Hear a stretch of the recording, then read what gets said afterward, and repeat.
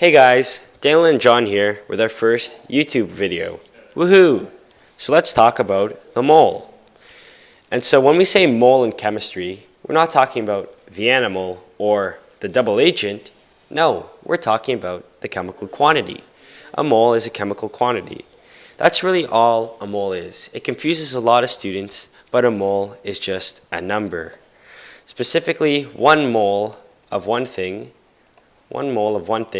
is equal to 6.02 times 10 to the 23 of that same thing.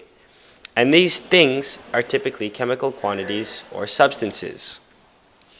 And so if this is still confusing you a little bit, I like to think about it as a dozen. So 1 dozen of one thing is equal to 12 dozen of that same thing. 1 dozen bagels is simply 12 bagels, just as 1 dozen spoons is 12 spoons. So 1 mole of, let's say, hydrogen atoms is equal to 6.02 times 10 to the 23 hydrogen atoms. And that's all a mole really is. And the mole, it revolves around this number right here, 6.02 times 10 to the 23.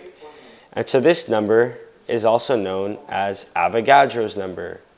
Avogadro's number, or it's also called Avogadro's constant. And so Avogadro was really the one who pioneered the introduction of the mole. So with that being said, I'd like to look at an application of the mole. So let's take a look at the synthesis reaction of potassium chloride.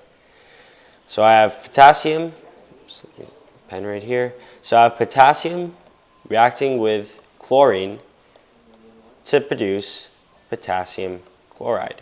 And this isn't balanced. We have 2 chlorines here, but only 1 here. So we need to put a 2 in front of the potassium chloride.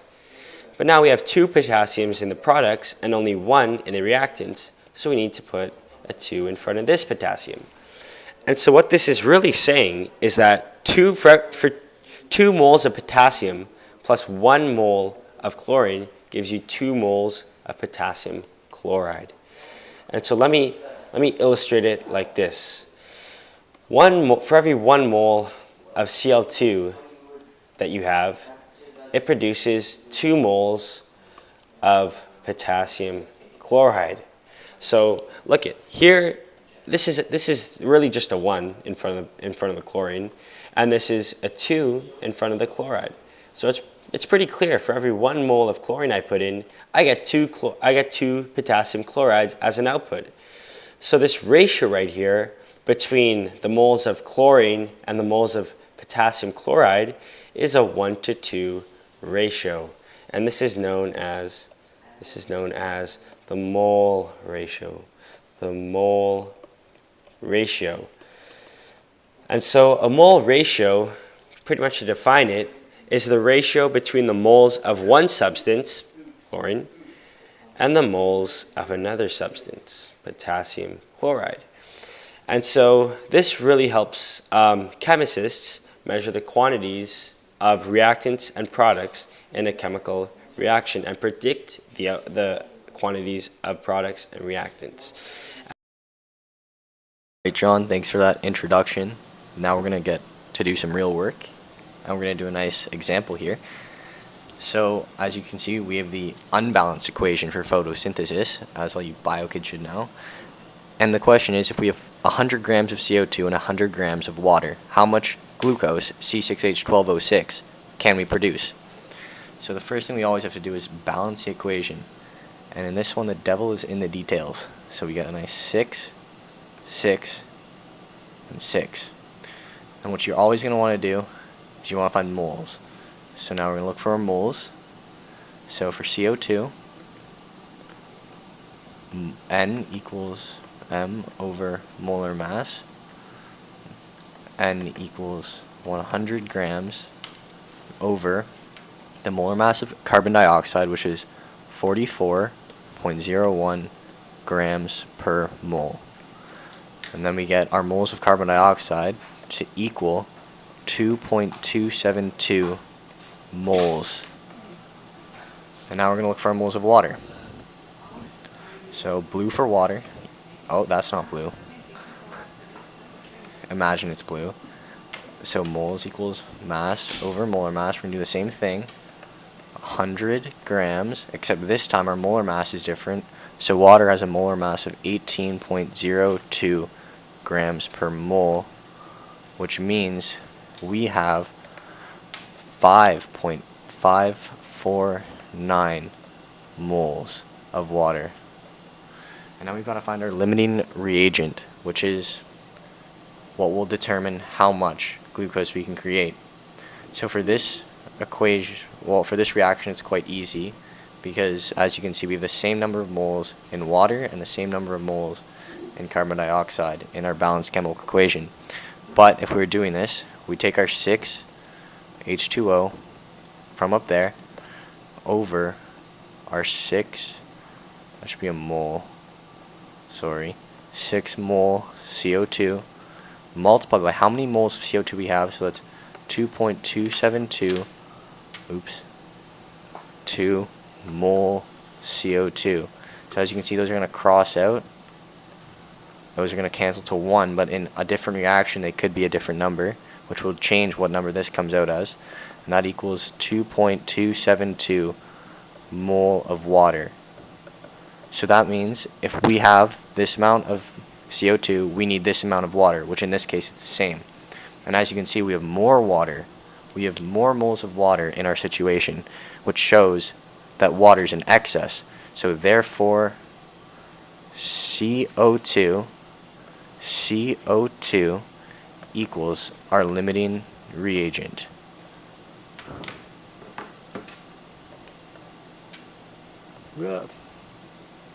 Whatever. Okay. So now that we have that set up, here we go. Now we can find how many moles of glucose we can get from the situation. So what we're going to do is we're going to do the same thing as we did up here, but this time looking for glucose. So we know that we have, so you put what you want to find on top. So 1 mole of glucose, that comes from our balanced chemical equation, so C6H12O6 over 6 moles from our chemical equation of carbon dioxide, CO2, multiplied by how many moles of our limiting reagent we have. And that's going to cross out. That's going to cross out, but this time it's not 1, it's 1 over 6, so we actually divide by 6, and we get 0.379 mole of glucose. So to find out how much glucose we have, it's pretty straightforward. It's the same thing as we've been doing before. Moles equals mass over molar mass. And we have 0.379 moles equals the mass we want to find over the molar mass of glucose, which is 180.16 grams per mole. So now we see that we have mass equals 68.221 grams. But sig figs, which will kill you. Don't lose those communication marks. 68.2, as we had 3 sig figs at the top. Grams of glucose. C6H12O6. We box that bad boy in. And that's beautiful, just like John.